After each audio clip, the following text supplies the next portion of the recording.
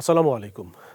বাংলাদেশের ভেতরে একটি সংগঠিত উগ্রপন্থী নেটওয়ার্ক নতুন করে নিজেদের পুনর্গঠন করছে এমন উদ্বেগজনক তথ্য উঠে এসেছে একাধিক অনুসন্ধানী সূত্র ও নিরাপত্তা বিশ্লেষকদের কাছ থেকে।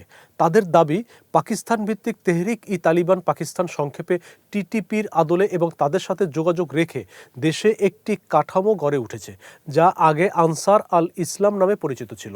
অভ্যন্তরীণভাবে এই সংগঠন এখন নিজেদের তেহরিক ই তালিবান বাংলাদেশ বা টিটিবি নামে সংগঠিত করেছে বলে তথ্য পাওয়া গেছে।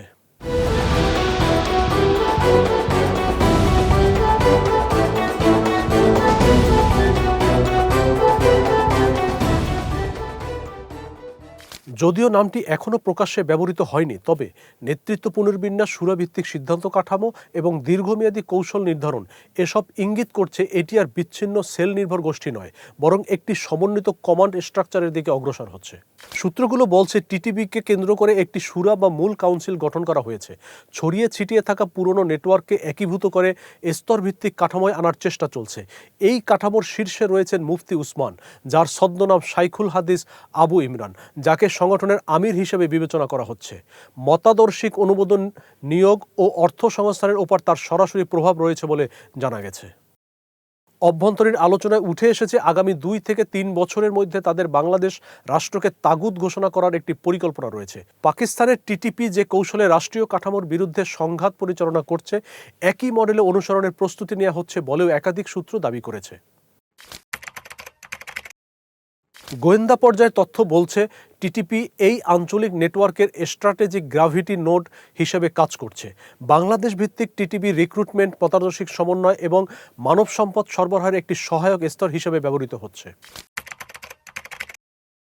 মাঠ পর্যায়ের অনুসন্ধান ও নিরাপত্তা সূত্রগুলো ইঙ্গিত দিচ্ছে, টিটিবি এবং সীমান্ত সংলগ্ন আরাকান রোহিঙ্গা সালভেশন আর্মি, সংক্ষেপে আরসার মধ্যে শীর্ষ পর্যায়ে সরাসরি যোগাযোগ রয়েছে। একাধিক সূত্রের দাবি, নেতৃত্ব পর্যায়ে নিয়মিত সমন্বয় বৈঠক, বার্তা আদান প্রদান এবং প্রয়োজন ভিত্তিক সহযোগিতার মাধ্যমে দুই পক্ষ একটি কার্যকর নেটওয়ার্ক গড়ে তুলেছে।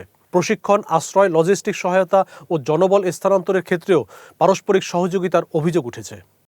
আরসা দীর্ঘদিন ধরে সীমান্ত এলাকায় মাদক পাচার, চাঁদাবাজি ও অবৈধ অর্থ সংস্থানের সাথে জড়িত থাকার অভিযোগ আলোচিত।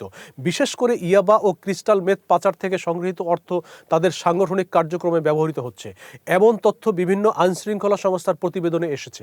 বিশ্লেষকদের মতে, এই অর্থনৈতিক ভিত্তি কোনো উগ্র নেটওয়ার্ককে দীর্ঘমেয়াদে টিকে থাকার সক্ষমতা দেয়।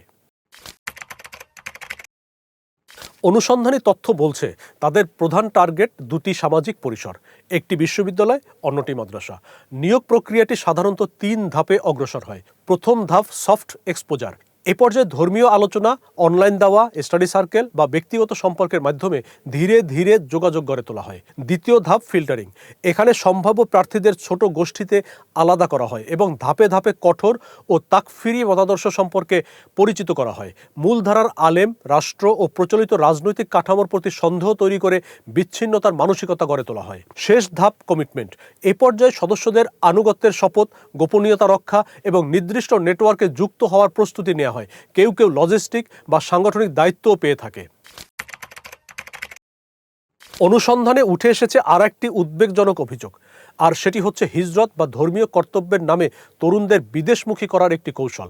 সংশ্লিষ্ট সূত্রগুলোর দাবি, কিছু নেটওয়ার্ক ধর্মীয় আবেগ ও আদর্শিক প্রভাব ব্যবহার করে নির্বাচিত তরুণদের কাশ্মীরগামী হতে উৎসাহিত করছে। নিরাপত্তা বিশ্লেষকদের মতে, টিটিবি আরসা টিটিপির ক্রমবর্ধমান সমন্বয় রোহিঙ্গা সংকটের চরিত্রে একটি ঝুঁকিপূর্ণ পরিবর্তন আনতে পারে। এতদিন বিষয়টি মূলত মানবিক বিপর্যয়, নাগরিক অধিকার ও আশ্রয় সংকট হিসাবে আন্তর্জাতিক মহলে আলোচিত হলেও উগ্রপন্থী নেটওয়ার্কের সম্পৃক্ততার অভিযোগ সামনে এলে তা দ্রুত নিরাপত্তা কেন্দ্রিক আলোচনায় রূপ নিতে পারে।